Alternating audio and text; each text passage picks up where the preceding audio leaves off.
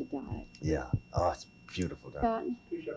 Okay, so we're not recording sound. We'll just do this to kind of lead in and establish the fact that Louis Gossett Jr. is in this movie, an officer and a gentleman, which is what the Marine Corps is always trying to do, isn't it? Make an officer and a gentleman. That's right. Yeah. Out of their recruits, their raw material, as it were. Yeah. Okay. Sure. Okay.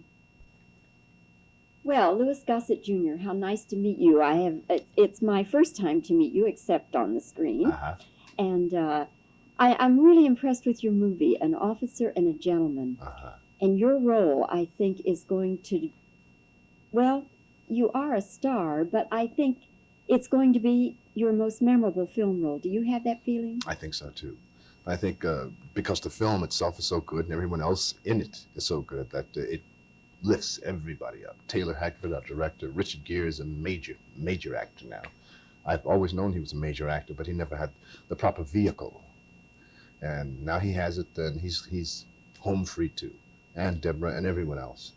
I think Foley is, it isn't often that people will remember a character's name, but I think people are going to remember Foley. He makes such an indelible impression. I guess so. Is he patterned after any particular DI you might know? Oh yeah, there's the man who helped me through my 10 days. I had to go through 10 days of basic training in DI school in San Diego, called the Marine Corps Recruitment Division. Naturally, that's where the DIs learn also. And I had to get up early in the morning and meet those scared kids coming off the bus with the long hair, watch them through the haircuts, know about the psychology of them, and then finally my most difficult part was trying to learn the cadences and stop platoon on a dime. And most of the time they'd run right over me. Platoon, boom, boom, boom, all over me until I got it down.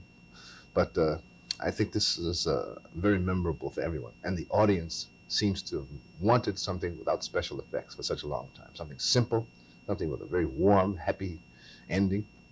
And especially the ladies, they come out with the tears and they're happy that Prince Charming and Cinderella got together. That's really nice. Does the Marine Corps really want drill instructors to be like that? Yes. The concept, which I never really understood until I went to that school and talked to them, it's very necessary. If you have the role of training someone who's going to defend your country, you must get the best out of them, and the best of the recruits get through. It's so important that if you see a certain battle in a war being lost, it can almost be directly attributed to the DI.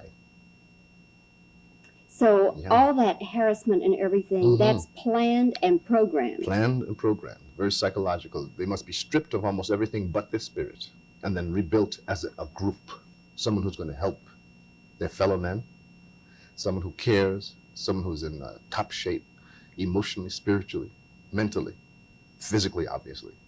And then when you see someone like that walking down the street, you know that you feel a little bit more comfortable that if we have a conflict, somebody like that's going to take care of you. You know that you're going to have success. Louis, do you think, had you been in Richard Gere's place, I mean, in real life, could you have gone through all that? I guess I would have had to, yeah. You think you could have taken it? Yeah, well, I went to a basic training in Fort Benning, Georgia, some 20 years ago, I guess now. I don't know how long it's been. And that division were the Rangers, which is very much like the Green Berets, jumping out of airplanes. And I went through it. After I went through it, I transferred afterwards to the Signal Corps. And during wartime, that would have been, it was not wartime, but that would have been quite dangerous also because you jump out of a plane with a camera and the weapons on your back. So, I think I would have gone through it. You could identify with the role then, couldn't you? Yeah, I can identify. Okay. Did the Navy cooperate with this picture? The Navy cooperated. They didn't sanction it as much as the Marines did. The Marines cooperated 100%. The Navy says that doesn't happen to the recruits, et cetera, et cetera. Probably why we didn't use Pensacola.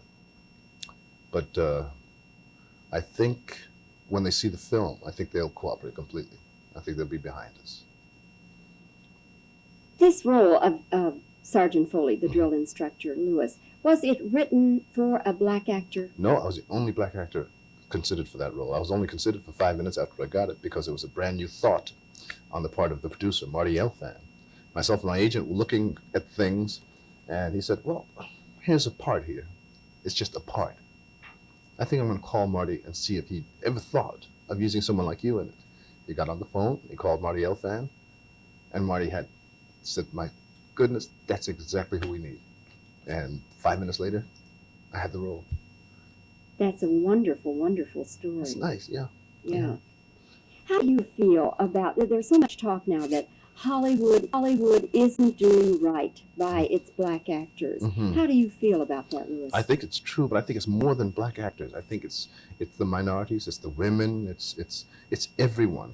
Just has to have a true picture of what we really are like here in everyday life. If you go to any auditorium, any courtroom, any school, any shopping center, there's more of a cross-section, a cross-fabric of what the United States is about than you see on a screen. So I think that our media has a role of being abreast or ahead of society. There's such a great responsibility and influence on the television screen or film that at least the image must be true. So it's more than just the blacks, it's the cross-section of everyone, female judges, Mexican police, all across the board. There must be what we are really like. Liz, do you feel that Ed Asner would be better off to direct his time and energies towards some of the problems of actors and this minority thing we're speaking about, rather than getting off into all these political causes?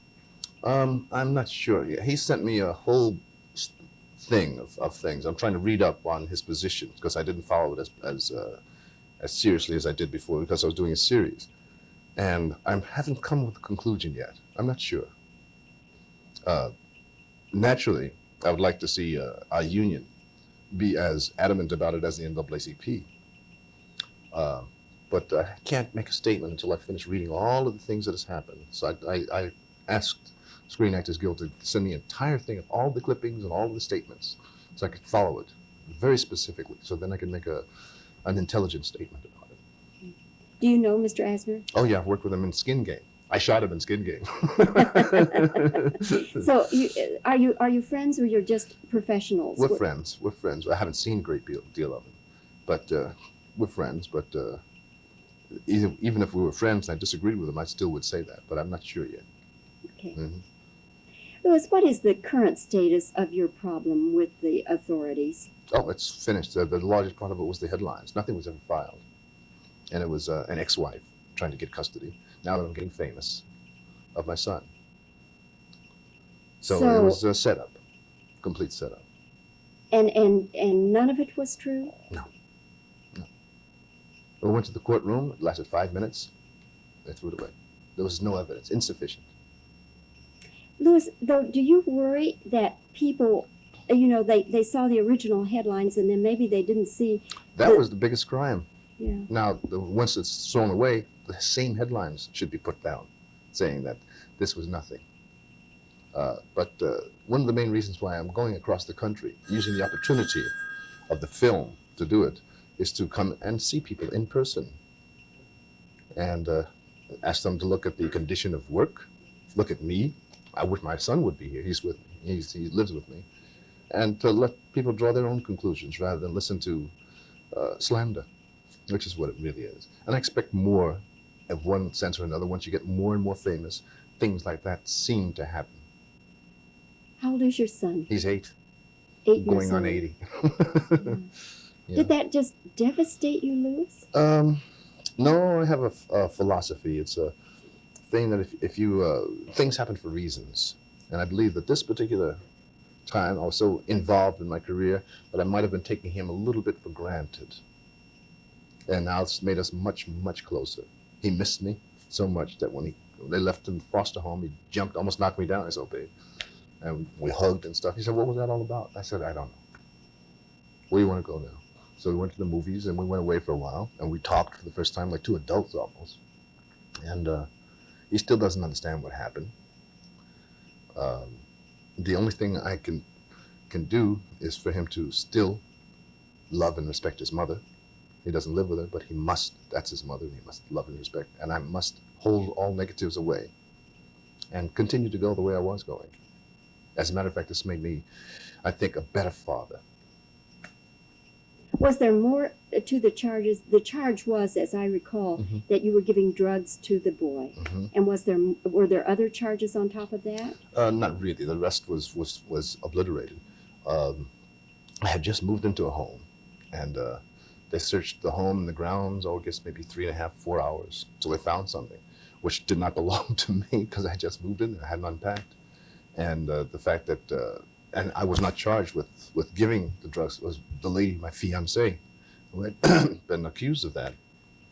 A teaspoon of cocaine every morning, which is ridiculous. She was charged. She was. Well, I was you. at work. I was doing a television. I was getting up at 4:30, 5 o'clock in the morning. But what I was concerned about is how come they didn't take the child directly to the hospital, talk to the principal of the school, and examine everything, rather than just blatantly break a door down, of which they did, just break in. And then it began to smell kind of funny. And I got my lawyers, and it was silly. Absolutely silly. But everything's cool now. Oh, yeah. Didn't miss a day of work. My son missed some school, which was unfortunate. But I think a child should be allowed to grow up happy and healthy and unencumbered by anything like that. And he's just recently returning back to that happy way of life. Well, let's hope everything green lights, as we say, from here on. Especially for him. Yeah. Yes. Louis, thank you for this opportunity to talk with you, and congratulations on a really spectacular performance. Thank you. You have to listen. I've got a captive audience now, James. And so on and so forth. And then he came over the hill. And it was the Lone Ranger and Tonto.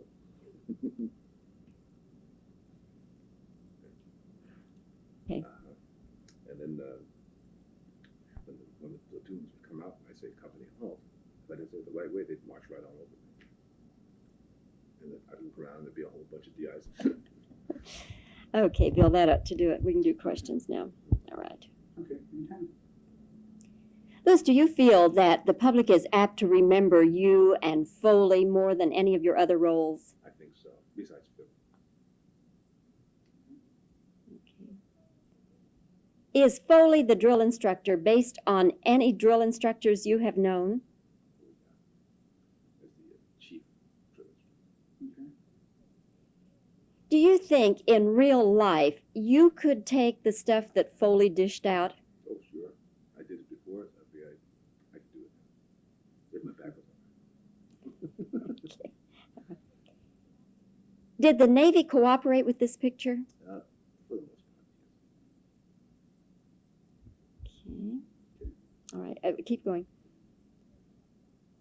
We hear so much about Hollywood not doing right by black actors. Do you agree with that, Louis? Yeah, I think it's much more. Was this part written for a black actor?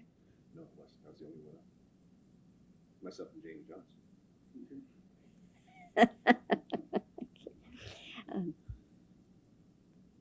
Do you sometimes wish that Ed Asner would be more concerned with some of these problems of actors, minority working situations, and so forth, rather than the political causes?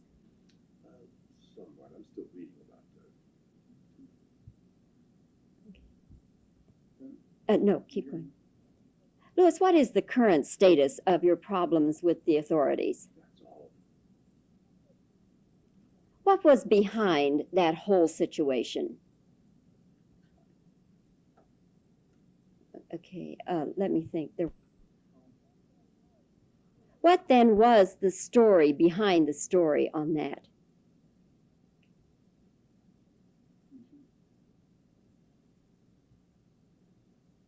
Okay.